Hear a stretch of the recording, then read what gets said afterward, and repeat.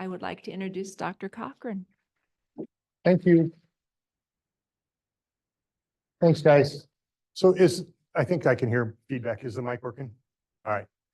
So first off, welcome to Omaha. If you're not from around here, this is great to see such a full room. It's been a few years, honestly. I lecture here all the time. You guys look considerably more awake and interested than many of the classes that I teach statistics, research study design, so I can lose a group pretty fast. I wrote this presentation for about 50 minutes, and I think to keep us on track, I'm going to have to carve some slides out in the middle, but I think everything will hold together. But having said that, if you guys have any questions, I'm really informal. Just raise your hand, let me know, start talking, and we can address it there in case we don't have time at the end. If there's still a question, we don't have time to get to it, Judy can get you my email address, and we can communicate that way to answer any questions you might have. So when I give patient safety talks really all around the world, most of my research and work is outside the United States. And when I'm asked to give these kinds of talks, there's a couple of different approaches. And one common one is we can go in and talk about errors that occurred and the potential fixes. We can talk about best practices, things like that. I'm not going to do that today. What I wanted to try and do, and we'll see how it works out, is back up a little bit and talk to you more about medication safety, almost from a theoretical approach, or how we design systems or organizations. So if I go into a hospital and an organization in a developing country that has nothing, what are we trying to accomplish? How do we put this together? And I'm hoping that what you'll see yourselves as people that work within a larger system, and the role that you have and how both you as a professional and the system interact, and how you can help both, okay? So we'll see how that holds together. So I'm going to start talking about errors, how they occur, why they occur, so we can get some sense as to what's the appropriate fix to try and prevent that thing from happening again. And then we'll wrap up. I'll give you 2 or 3 examples of errors, and we'll kind of walk through and see what you guys think about what was the cause, what would be the fix. Is this something that you would sanction the employee that was involved in the error? Is it a blameworthy event, or is this a systems issue, and how would we approach it? So to start off with, just quick objectives. Talk about the system and the individual, and each individual's importance and how they interact. Is there a way for me to brighten that, or is this the way? This is it? Okay. I just want to make sure it wasn't me. Okay, so describe types of human failure. So a lot of times we don't talk about slips, lapses, mistakes, and rule violations. And the reason I think this is so important is because it helps direct you as to what the appropriate fix should be. So we're going to define those things. We'll talk about just culture and why it's really important for data collection. Describe the role of voluntary medication error reporting, and especially near misses, because a lot of places don't report those things at all. And then we're going to talk about the role of the pharmacy technician in ensuring medication safety. I'm going to focus on hospitals and talk about hospitals, but you can apply this to just about any setting, most of what we're going to talk about. This is Dr. Paul Bottledon, and he's attributed with this phrase. I had a chance, went to school, got a master's, we're really focused on medication patient safety about 20 years ago in Boston. And this gentleman and his organization, IHI, essentially taught the course when I was in the program. And they used to say in this course all the time, every system is perfectly designed to achieve the results it gets. You don't create a good system by going out and saying, I'm going to hire the best. I'm going to hire somebody that doesn't make mistakes. They're so highly trained and they never mess up, and that's going to create a good system. That's not the approach. We try and create an approach where we can be humans. Humans are going to make mistakes. So we need to create a system that's robust enough to either prevent the errors or to recover and mitigate the consequences of the errors. So with that in mind, an error occurred, right? So we just got to put gas in the car. Somebody messed it up, drove off. What do we do? What do we do with the driver? Or what do we do with the system to prevent this from occurring again? So every system is perfectly designed to achieve the results it gets. So we're going to come back to the slide in a couple minutes. Now I want to introduce some vocabulary. So what have we done in the past? We usually just find the person that committed the error. We blame them. We sanction them. We retrain them. Maybe we take away their license. And in some cases with medication errors, we put them in jail. We put nurses and pharmacists in jail for errors that have occurred. The problem is if we don't change the system, every system perfectly designed, if we don't change the system, the same error is going to occur again and again and again. So how do errors occur? So maybe a lot of you guys have seen this old James Reason kind of Swiss cheese model when it comes to errors. Basically, each slice of cheese represents a redundancy in a system. So if we were going to look at medication prescribing, physician would prescribe based on all kinds of background information. The pharmacist many times is going to review the physician order to make sure it's appropriate. The nurse is going to go back and make sure that what the pharmacist dispensed is appropriate. And then we get to the patient. Unfortunately, while we all have backups at our double checks at the physician and pharmacist, at the nurse, there's really nobody at the bedside to back her up or double check her. That's why bedside barcoding has become one of the biggest interventions or changes that we've had to improve patient safety. So what I want to focus on, so the near misses are times when an error started that got intercepted by someone else, right? So these are chances for me, not only to understand that my double check works, it's being effective, but I don't want to rely on that double check to fix everything, right? So I still want to go back and learn about, I want you to report these near misses so I can go back and learn about it, try and change the system upstream to prevent those things from happening in the first place. The other thing I want you to think about are these latent errors. Everybody focuses on the active error. Pharmacy technician reaches onto the shelf and grabs the wrong product because there's two lookalike soundalikes next to each other. Well, we focus on the action that you did many times and not on the latent conditions. Those things, should we store lookalike soundalikes beside each other? No, right? So can we change the system as opposed to relying on the person to be perfect all the time? But it's a lot of times these latent errors, these latent issues that people don't clean up. They don't think about it. They just think about the active thing that went wrong. But this is where I spend an awful lot of my time trying to address these latent conditions. A little bit more vocabulary here. Slips and lapses. Okay, so when we talk about types of human failure, what actually happens? What's the cause of an error? I'm going to talk about slips, lapses, mistakes, and violations. So slips and lapses they occur during familiar tasks. There's something you've done 1,000 times, okay? So a slip is physically doing something wrong. You press the wrong button, you read the wrong gauge, and a lapse would be something more like you forget to carry out a step. So if we're all going to bake a cake and we bake the same cake hundreds of times, we know what to do, we know how to do it. A slip would be like you're supposed to put in a cup of flour and you put in 2 cups, right? We physically did something wrong. A lapse would be like, I forgot to put the flour in. Maybe the phone rang, the kids are screaming, the dog's barking, everything else is going on, and then I forget to put something in. That's a lapse.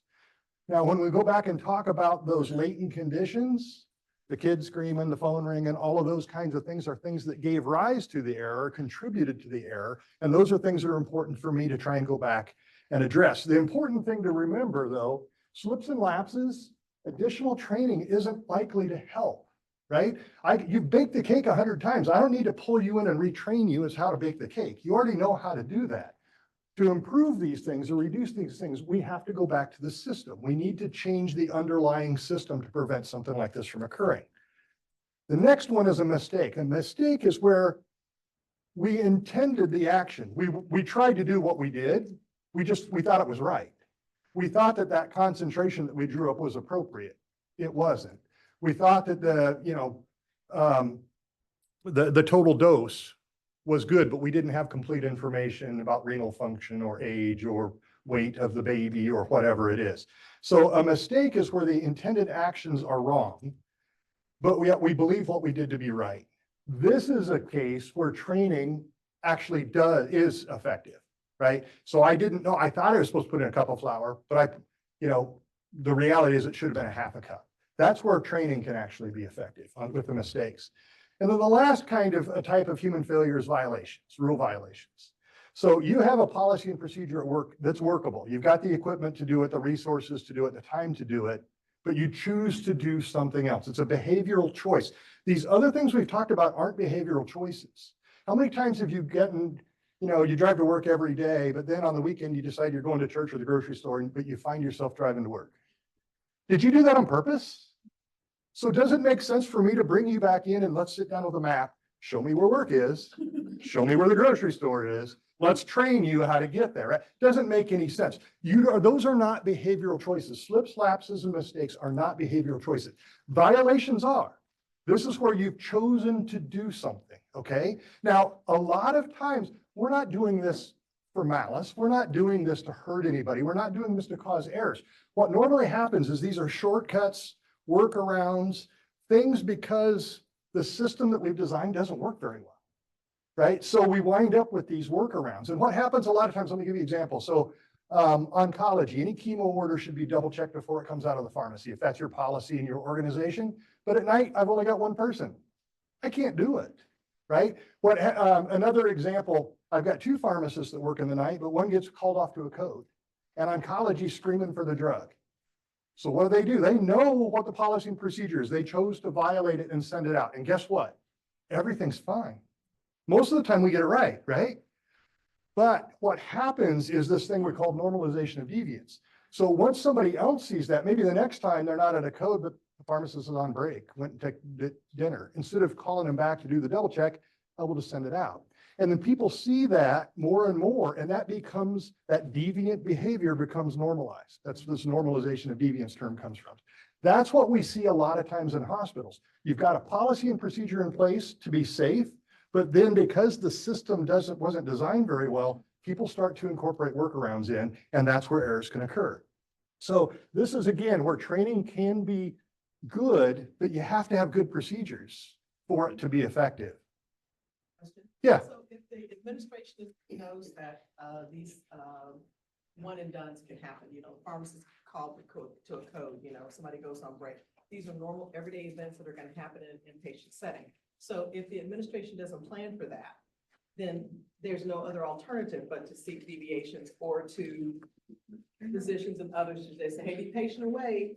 So you were exactly right. And we can all come up with examples in our work environment where this stuff happens. The two things I want to encourage you to think about is one, what we try and do is go back and say, what's the probability of that event happening and what's the significance or severity, what has going to happen to the patient? And if it's significant, we ought to be addressing it. So what I would ask you guys to do is report it. Report it to their patient safety officers or whoever is involved in medication error reporting. This is a near miss. And if you can get enough of your colleagues to do it, and sometimes it takes time, you can eventually get to the point where that can happen. But at least by informing people that the process doesn't work, when you come back and if you're involved with an error because of a workaround, you've told management over and over again, this is a problem. This is an issue that needs to be addressed. So, I mean, that's kind of the approach, but at the end of the day, we are limited with resources. The financial, a lot of times we need a new IV pump, smart pump or something like that, millions of dollars investment. So what I tell people is if you continue to report and start to establish this track record as an issue, you'll eventually get on the resource list for whatever's needed. Now, the other thing that I tell a lot of people, and it's a really good question. There are things that you can do locally. You're going to have to get your manager's approval or whatever, but we're going to talk about PDSAs or rapid cycle tests of change in a little bit. And so these are things that you can do in your local environment to try and make changes without it being a house-wide thing. Okay, so if you can identify something locally, you talk with other technicians, pharmacists, people you interact with. You want to include people up and downstream to make sure that you're not going to design something that works for you and all you do is cause more problems someplace else, right? But if it's done right, that would be the approach that I would take to try and say, okay, you guys aren't going to do anything about it. Let's see what we can do at our department level, if that makes some sense. So back to this. If we want this to stop happening, what do we do? Should we pull them over and arrest them, take away their driver's license? You're a menace to society. You're never going to drive again? Probably not. So if we're going to change the system, every system is perfectly designed. Well, how would you stop this from happening? What would you change? So what, good. Like, what are you thinking? Something where it can't be detached so easily, or there's an automatic, something auto-generated or a sensor or something. Great idea. This is one of the things so let me back up. Some of my students will say things like, well, training, really? We all know how to put it in and out, but we could all go to a class, right? Here's how we do this. Put up a sign. We do this in the hospitals all the time, right? We put up a sign. There's signs at the gas pump. Has anybody read it? I read it today, just coming in. I put gas in. There is not one that says take the thing out. Okay, no, there's not one. So maybe it's an opportunity for us. Right? Don't, Flashing lights. something, Not that. common sense isn't that common. One of the placards says, once you start filling it up, you shouldn't get back in your car and anybody in the car shouldn't get out. I didn't have a clue. When it's cold or raining, I get back in the car. Violating, that's a rule violation, behavior of choice. It is, it's the static discharge, right? But this first time today, 55 years old, first time today, I ever read the placard that says you shouldn't do it. So that might not be a good approach. So you brought up a sensor. So what if we put a kill switch on the flange so when you put the pump in, the car won't start? You physically cannot drive off to do it. So that's how we engineer things into an EHR or systems where there's a hard stop, where you can't perform the activity. You can't dispense the drug until you put in the baby's weight and length or their height, right? There are things or hard stops that we can wire in. Now, the problem in this case, I got 30-year-old cars driving around. Are we going to go back and retrofit everything and the cost of all of this? So every system's perfectly designed to achieve the results it gets. What do you think that the gasoline industry doesn't know about this? Oh, yeah, they know. Yeah, so, but they've defined the system. What's this? Breakaway. It's a breakaway coupler, right? They know this is going to happen. So what we do in medication safety, we can either try and prevent the occurrence or we mitigate the consequences of it. That's the second thing we try and do. The gas station didn't blow up. There's not gas flying all over the place, right? With this breakaway coupler. The automatic shut off. That's it. So this is the way it's happened. This is the way they've engineered their system. We're trying to kind of take that same approach on. This is the part that I'm going to carve out. I spend a lot of time talking about organizational infrastructure in places where we're going in and implementing a new system. What I was going to do is spend some time walking you through. This is actually the way the medication safety specialists work in hospitals. Is first you have to develop a culture where people feel safe to report, because they're going to give me the data that I need to improve the system. And if you don't feel safe, if somebody's going to beat you up over an error that you report, things like that, people won't report, right? Or if you have reported and no one ever says anything about it, you're going to say it's not valuable and you'll never report again. So culture is huge. I spend an awful lot of time, especially in other countries, Japan, Costa Rica. There are all kinds of places where people, for different reasons, just don't feel safe to report. So this is where I spend an awful lot of time. But then we get our data collection. Those are my medication error reports that I need you guys to submit. We do an analysis, and these last three things in green are quality improvement activities, okay? So I'm going to skip over all of those slides, essentially, to keep us on track so we can keep talking about the errors that occur. This is internal data. This, in my mind, isn't sufficient to create a good health system or a learning health system. You also need external data. And we're going to talk just really, really briefly about that. Maybe I'll just mention it now so I can skip the slides. There are external sources like ISMP puts out a newsletter for pharmacists every 2 weeks and every month for nurses. And so what we would do over at Nebraska Medicine is we have our safety specialists will review these bulletins every time they come out and ask the question, are we vulnerable to the same thing? The way they get in the newsletter is hospitals have reported a serious error that's occurred. ISMP, when they start to see something in common, they'll put it together, put it in the newsletter. That's a way for me to go back and look at external sources of error and say, am I vulnerable? And I get a chance to change the system before it occurs in my place. So I think that there's a really important role for external sources of information, but this is our bread and butter, the internal sources of information. So with that, I'm going to skip what I was going to talk about with culture. I do want to focus on, though, when it comes to a just culture, there's shared accountability. And we talked about this already. The healthcare institutions are responsible for creating the system that is workable and doable, okay? And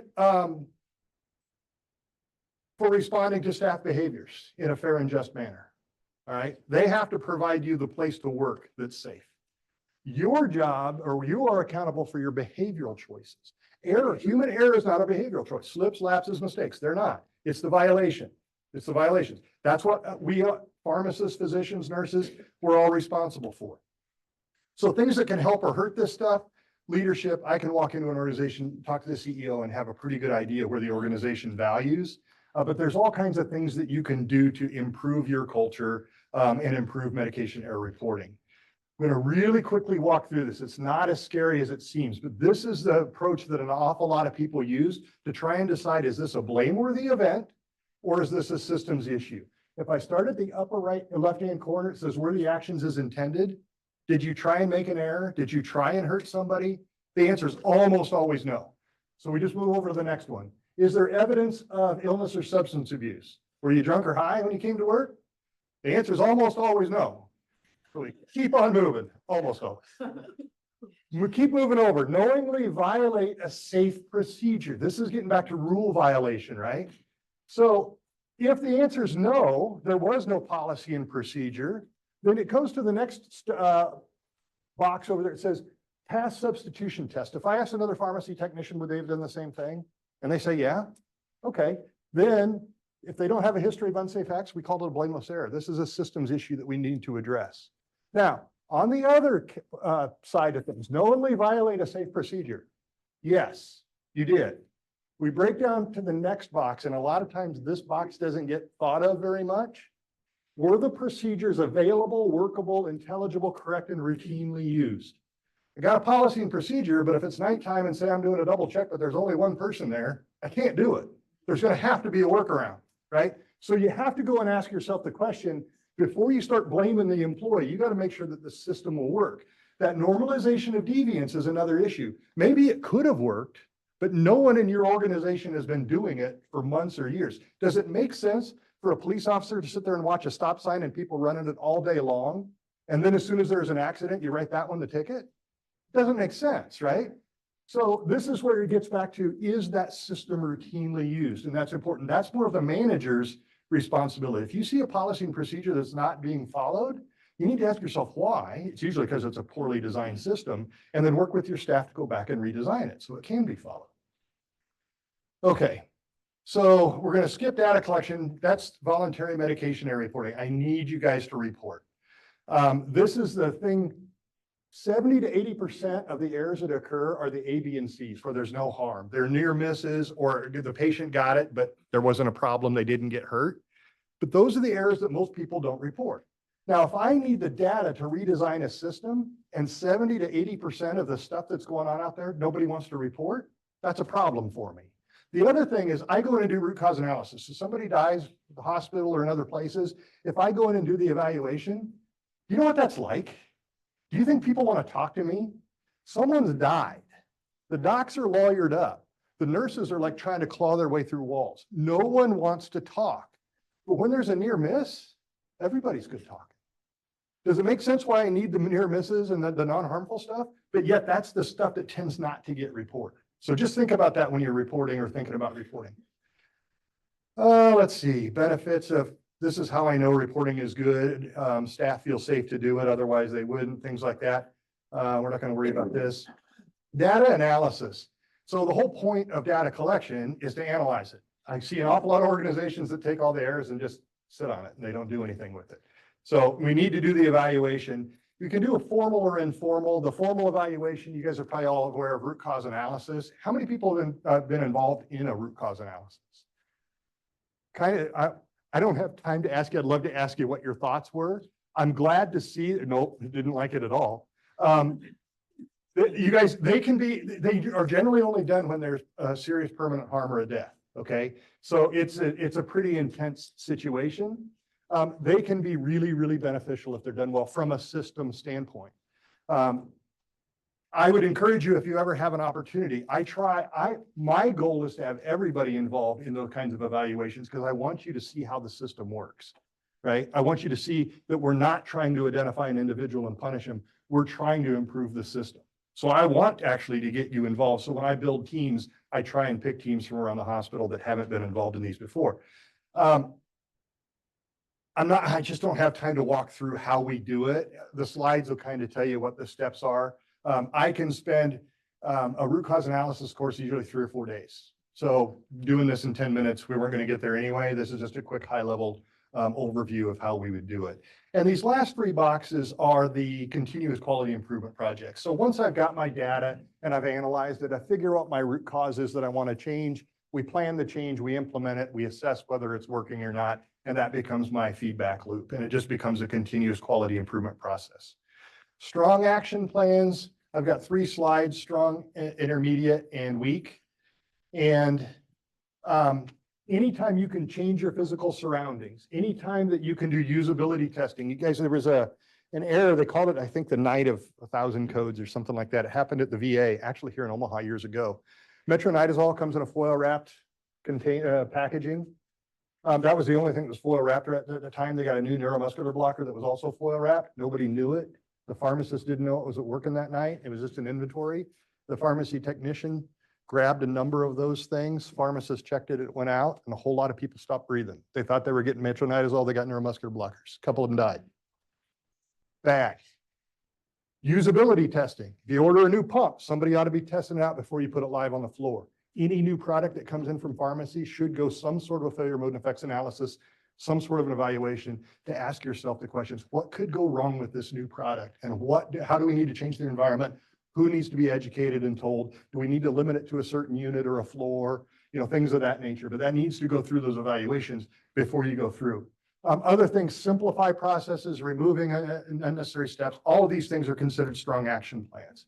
Intermediate, redundant, these are good. I don't want you to think that these are bad. We use these things all the time. Redundancy, there's a reason why you always have one extra engine on an airplane than you need to fly, right? Redundancy is a good thing. Eliminate, reduce distractions, checklists or cognitive aids, timeouts before surgery, all of those kinds of things are also good things to do. These are the things we do most because they're cheap and easy, but they have the least effectiveness. Again, I'm not telling you these are bad, but anytime I'm doing a root cause analysis, I'm always looking for one of the stronger action plans. There may be other weaker action plans that we address also, but I'm always trying to get at least one strong, if I can't, a medium. But these are the things, warning labels. We get so used to, fatigue from seeing warning labels and all things in the EHR all the time. Training people forget over time. You've got new employees coming in, all of those kinds of things. How effective is it? So this is the slide where I was going to go back and talk about, I'm going to skip this one too, the PDSA cycle. So when I was talking about these PDSA cycles earlier, we used this in this quality improvement course that I took in Boston. They asked us to make a lifestyle change, right? Some people wanted to quit smoking, some people wanted to lose weight, things like that. Well, you'd go in and say, well, what's my goal? What am I trying to accomplish? How will I know when this happens? I get on the scale, I don't weigh as much. What can I do? What's my plan? And then once I've got my plan, I implement it for a short period of time. In a clinic, it might be one day, it might be 1 week with one physician in one clinic. We start on a really, really small scale to see if this will work. We do it, and then we collect the data. We get the nurses, pharmacists, pharmacy technicians, whoever's involved in the process and say, are we getting what we want? Is this working? And if not, then we start the process over again and we tweak it, right? I'm trying to lose weight, and so I put in a plan, but then I go home and every time I walk through the kitchen, I start snacking. Right? So, okay, it didn't work. So I go back and so what's my next change? And I just continually cycle through this, right? So this is just something that you can do locally if you can get your manager's permission without waiting for this to go house-wide. We do these little small tests of change all the time. Now, if it works for you, we use the phrase 1 to 3 to 5 to all. We start it with one location, one physician, short period of time. We expand it out to maybe 3 physicians, maybe in the same clinic or 3 clinics. If that works, we go a little bit bigger, and then we can go house-wide once we know it's stable and it works. Okay, external sources of information, I'm going to skip that. This is what I was talking about earlier. ISMP puts out this alert or this brief. And so you can go back and say, they've had error reports of people mixing up syringes. There was another one, infant death associated with medical tubing entanglement, things like that. These are things that are happening in the real world right now. They send these blasts out, and then you can go back and say, is this something that we need to be concerned with here? Here's just another example. These 2 meds were mixed up. They're both 10 milligrams per mil. One's 10 mils, one's 5 mils. So side by side, people were grabbing the wrong one, getting the wrong dose. So these are things that, again, when you see these things come out from ISMP, you can ask yourself, are we vulnerable to these things? Okay, now I'm just going to have you guys, the 10 minutes that I've got or so remaining, just go through a couple of errors and see what you think about slip, lapse. What is it we would do to try and prevent it from happening again? First off, though, I want to start with, this is something that happened across the street. I thought we have a medication error reporting program where we will elevate what we think are good catches. We vote on it, and the person that gets it gets an award. And this is pretty common with a lot of different organizations. I've seen like Mayo, I want to say, has like a baseball glove for a good catch, the good catch award. And you put it on your name badge if you are awarded that kind of thing. Sometimes it's money, whatever it is. So in this case, bank 1,500 milligram bags were being made using a 5-gram bulk packaging. And in the evening technician was getting the pass off from a pharmacy intern that had been making this stuff. And the technician thought, well, you know, that vial looks like there's more in it than there should be. And so they questioned it. They discovered that what happened was that it was reconstituted inappropriately. In fact, I think they doubled the amount that was supposed to go in there because they halved the concentration, right? So they got 750 milligram doses instead of 1,500. And so the technician saw that. That bag had already been checked by a pharmacist and not caught, and it would have gone to the patient. And think about that. Not only were we under treating the infection, we run kinetics off of that and everything else. People are going to assume it's low, then they're going to increase the dose when it shouldn't be done. This would have been a huge problem had it gone through. So pharmacy technician caught this, recognized it, and was recognized for that report. So what about this one? Ben Cole, this happened a long time ago. 7-year-old's going in for routine surgery. He's just got a little lump on the ear. It already had one of the surgeries before. It's about Christmas time. Goes in and they're really going to use 2 drugs. They're going to use concentrated epinephrine as a vasoconstrictor. So when they make an incision, it can reduce the blood flow, right? And how much bleeding is going to be. And the second was lidocaine, was going to be injected around the surgical site to try and remove, try and prevent pain, right? To try and adjust pain. So goes in for this simple surgery. Outpatient supposed to be going home. 10:30 a.m. they start the injections of lidocaine. 10:32 he's in a hypertensive crisis. The next day he's removed from life support. 7-year-old dies. What happened in that system? This system, every system is perfectly designed to achieve the results it gets. Using 2 drugs. They poured both of them into unmarked sterile vials. The nurse drew up the wrong one. Injected straight concentrated epinephrine into the kid instead of lidocaine. What is this? A slip, lapse, mistake, violation? So did they violate? Knowingly violate? Right. I've got epinephrine and this is the system that they used, right? And they drew up the wrong one. Should have been cross-checked. In that system, there was not. This is 1995. We never made mistakes in 95. So in 1995, that was their system. This is a slip. They actually physically drew up the wrong thing, but they intended to draw the right one. They knew what the plan was. They knew they were supposed to draw up lidocaine. That's not the problem. The problem is the system. Should you be drawing up drugs unmarked in the OR? Do we do that now? No. But that was the state of the art. That was the way it was done then. Okay. So the question I was going to ask, slip, lapse, violation, where does it fall on the Just Acts algorithm? And then is this a system error or nurse, was she culpable for it? So if I go through this, they weren't drunk, they weren't high. Did they knowingly violate a safe procedure? No. Could they pass a substitution test? Yeah, other nurses said that's the system that they used. This was a slip. So it's a slip. Here's what I came to on the Just Acts algorithm. How do you address slips and lapses? Retraining. Draw up the lidocaine, don't draw up the, right? It's not going to prevent this from happening. You can put that nurse in jail, and in fact, they tried to, but it's not going to stop the system. Every other nurse is going to be in there in the exact same system, right?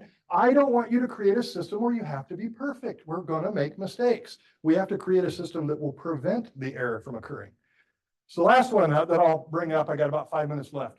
This happens with pharmacy technician. This happens with pharmacists. This happens with interns. Don't take it personally. This happens way too often. Technicians assigned to restock an ADC, automated dispensing cabinet at the hospital. The process is you're going to wind up scanning the new product and you're going to scan a barcode on the ADC and then you're going to load it in, right? So the technicians skipped the barcode scan and placed multiple vials into the ADC, didn't do the barcode step, and they loaded adult strength heparin into a pediatric unit. This happens over and over again. This has happened here. It's happened at many different hospitals. The Dennis Quaid case is pretty common or pretty famous. It's happened in many, many places. Violation, a rule violation, because they have a policy and procedure that could be followed, and then they didn't. So the questions: slip, lapse, mistake, or violation. Where does it fall in the Just Acts algorithm? And what do we do? Is this a systems issue or is the technician culpable? Okay, Man. I agree with you, but I'm gonna throw a wild card at you here in a minute. Okay, so just acts off of the rhythm. Were the actions intended? They didn't try and hurt the person, all right? They weren't drunk or high. So we get over here to, did they knowingly violate a procedure? Yes. What's the box below it? Were the procedures available, workable, intelligible, correct, and routinely used? Okay, so if they are, then this is a pretty clear rule violation, right? And we are, as professionals, we are responsible for what I said are behavioral choices. Error is not a behavioral choice, but choosing to violate a policy and procedure is, okay? So it appears to be a rule violation. Where does it fall? Were the procedures available, workable, intelligible? And we're assuming that the answer is yes here. And so if that's the case, then I would agree with you that the pharmacist, technician, whoever is culpable, okay?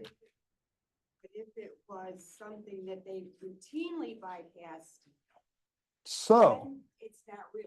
good for you. That's where we're, so this is additional information from the case. This is a valued employee. They never had a history of reckless acts or doing anything like that before. Follow up when they went and talked, instead of just blaming somebody and banging them over the head, they went and talked to them and other technicians. Follow up indicated the hospital was very busy. Technician had just been called by the night pharmacist to immediately, they were told to immediately return to the pharmacy because the medication had to urgently get out to oncology. So the other technician said these interruptions were pretty common, and this workaround wasn't uncommon. This was a normalization of deviance. This was happening when the pharmacy technician was getting called away all the time, right? So, and the technician believed their actions were actually in the best interest of the oncology patient. They weren't trying to hurt anybody. They thought they were doing the right thing. Now, what do? This is the real world, right? This is the real world.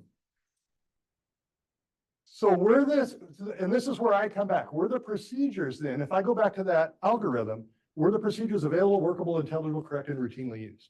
Weren't routinely used, and I don't know if it's workable, right? You can't do two things at once. So if this comes back to not a behavioral choice, not a rule violation, what would you do? So what we came down to, it was in some individual coaching, and it's not coaching about how to do the barcode and fill the thing. They know how to do that. But some understanding by everybody that's involved in the process, the importance and the potential consequences for messing this up, right? But the broader discussion is more about, is this a process that we can't do the way it's designed? It's a poorly designed process that's led to a workaround, and that workaround has made them more vulnerable to an error. So this is the discussion. Why hadn't this been reported before by lots of people? Because this was happening multiple times. Why didn't the manager notice this stuff? And so from a systems change, we can fix this, right? Don't call a technician when they're filling the ADC. You got to have another runner. We can fix this thing structurally, right? No, it depends. It depends. Not unless they hire more people, right? And that's why I say capital expenditures are hard to get on the list. It takes time. But what I do with medication safety, every time I find a root cause analysis, I know they're not going to spend $10 million on new pumps. But if that's a potential fix, I'm going to put it in front of them every single time, and I'm going to wear them down. I'm eventually going to get there. I work with enforcement with nursing homes, and so the system that you've described, Just Culture, most likely would work in an acute care setting. Okay, but for the nursing homes, when we have misses, violations, and so forth, Congress has said you don't get a free pass if your employees, you don't get to say that this is a derelict employee, or this is a one and done employee, or an employee who, oh, we taught them how to do everything, not to commit abuse, and this one took it upon themselves to do that. So that the organization is always held accountable for everybody who works there, irregardless if they're contract, agency, whatever. And so whether it's a slip, whatever, the agency is totally responsible. So whether they want to make the capital improvement to hire additional staff so they have the runners at night, or whether they want to, hire additional person to do whatever, that it's at the corporate level, they decide what risks they want to take. It's a business decision, and it just goes from there. So this is very interesting to me how and the acute care setting is dealt with so differently, because we have a lot of medication errors that occur in long-term care as well. Right, right. And It's very loud. you know, it's interesting, the workable, intelligible routine, we have employees, you know, assign one aide, assign 20 residents a night. Right. Do they intend to miss the wound care? No, but it happened.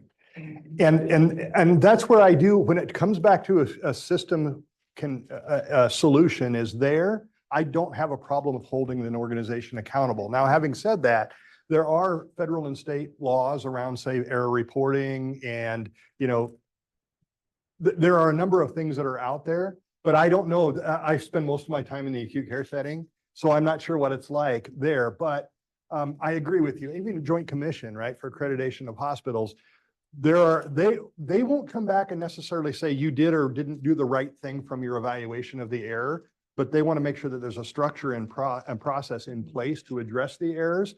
And they assume that you got to a good place. But yeah, if you don't have the right, I mean, staffing ratios and things of that nature, yeah, the organization can still be held accountable.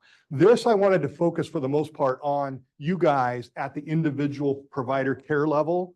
This is just an approach I hope that makes some sense to you, rather than just saying, well, here's an error and here's a best practice to address it. What was the cause of it? Slip, lapse? Is this a systems issue, mistake? Is it training is the right approach? Is it system redesign? Is that the right approach? Things of that nature. That's what I was hoping to get through with you today.